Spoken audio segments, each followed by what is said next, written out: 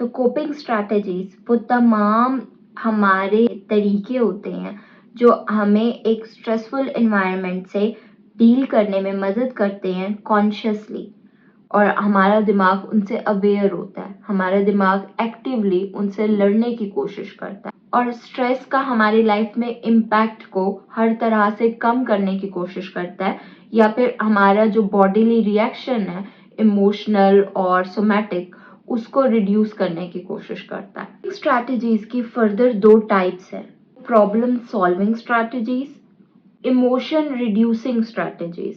Problem solving strategies वो सारी coping strategies होती हैं जो हमारी प्रॉब्लम्स को कम करने की कोशिश करती है। वो अपने अंदर चेंजेस की बजाय बाहर की जो एनवायरनमेंट है जहां से स्ट्रेस आ रहा है उसकी इंटेंसिटी को कम करने की कोशिश करती है। और प्रॉब्लम सॉल्विंग स्ट्रैटेजीज में आती हैं ऑब्टेनिंग इंफॉर्मेशन और एडवाइस फ्रॉम अदर, अपने से बड़ों से डिस्कस करते हैं, उनसे पूछते हैं कि मैं लाइफ के इस मरले से गुजर रहा हूँ और इस टाइम मेरी लाइफ में ये स्ट्रेस चल रहा है, तो वो इसके मुतालिक हमें क्या मशवरा देते हैं, और उनसे हम बातचीत करके उनसे एडवाइस लेते हैं।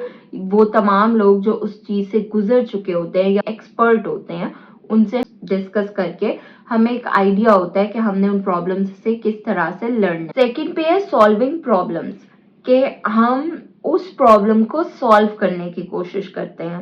लाइक हमारे माइंड में एक प्लान बनाते हैं और हम प्लान के अकॉर्डिंगली वो हमारी लाइफ में जो प्रॉब्लम आई है उसको सॉल्व करने की कोशिश करते हैं। जैसे अगर आपने एक जगह पे अपार्टमेंट ले ली है और आपको अपने नेबर्स से प्रॉब्लम हो रही है कि आपके नेबर्स आपको मेंटली डिस्टर्ब कर रहे हैं, तो आप प्रॉब्लम सॉल्विंग की तरफ चले जाओ। आप ये सोचो कि मैं अपना अपार्टमेंट चेंज करता हूँ। तो this is one of the examples of problem solving, कि आपकी लाइफ में जो प्रॉब्लम आई है आप उसको सॉल्व करने लग गए हो और उसके सोल्यूशन पे अमल करने लग गए हो। थर्ड पर है कन्फ्रंटेशन। कन्फ्रंटेशन कहते हैं कि आपकी लाइफ में जो भी प्रॉब्लम या स्ट्रेस आए है आपने उससे फेस टू फेस डील करने का एक स्ट्रैटेजी अपनाई है।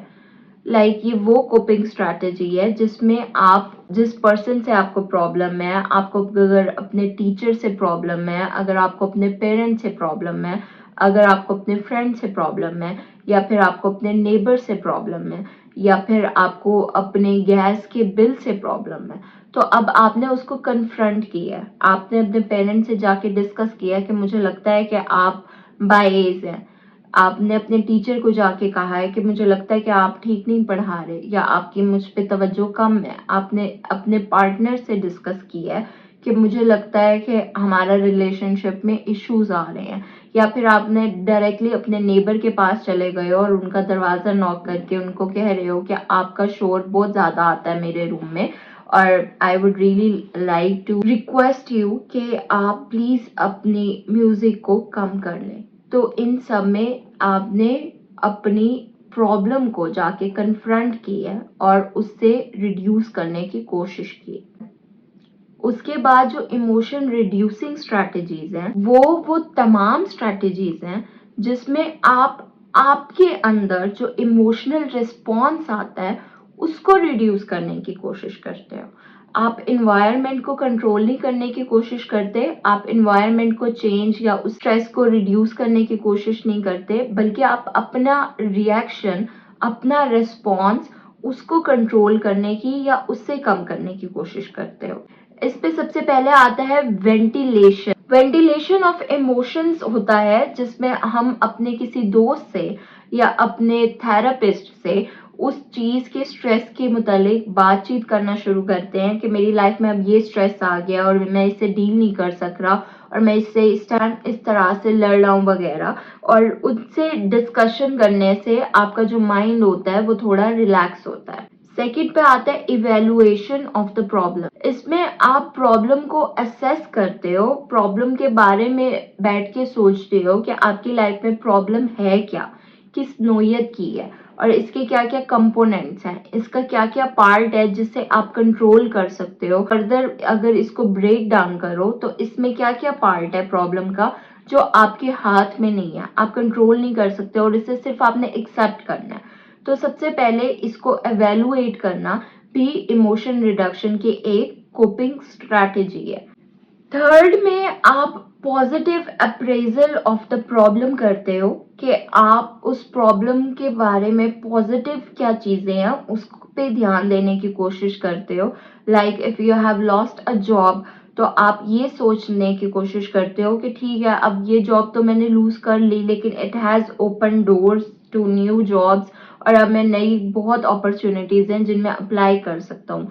या आप एक अगर बुरे रिलेशनशिप से निकलते हो और आपको उसका बहुत ज्यादा स्ट्रेस है कि आपके साथ बहुत बुरा हुआ है, आपका ब्रेकअप हुआ है, लेकिन अब आप उसका पॉजिटिव एस्पेक्ट सोचने लग जाते हो कि मैं एक बुरे रिलेशनशिप से तो एटलीस्ट निकल आया हूँ और अब मेरी लाइफ में नई अपॉर्चुनिटीज हैं, मैं काफी लोगों से मिलके एक अच्छा पार्टनर अब अपने लिए चूज कर सकता हूँ, मुझे फिर से एक नई चॉइस मिल गई है। हमारे पास फोर्थ इमोशन रिडक्शन की कोपिंग स्ट्रैटेजी है अवॉइडेंस ऑफ द प्रॉब्लम। कि आपकी लाइफ में जो प्रॉब्लम आई है आप उसको ही अवॉइड करने लग जाओ।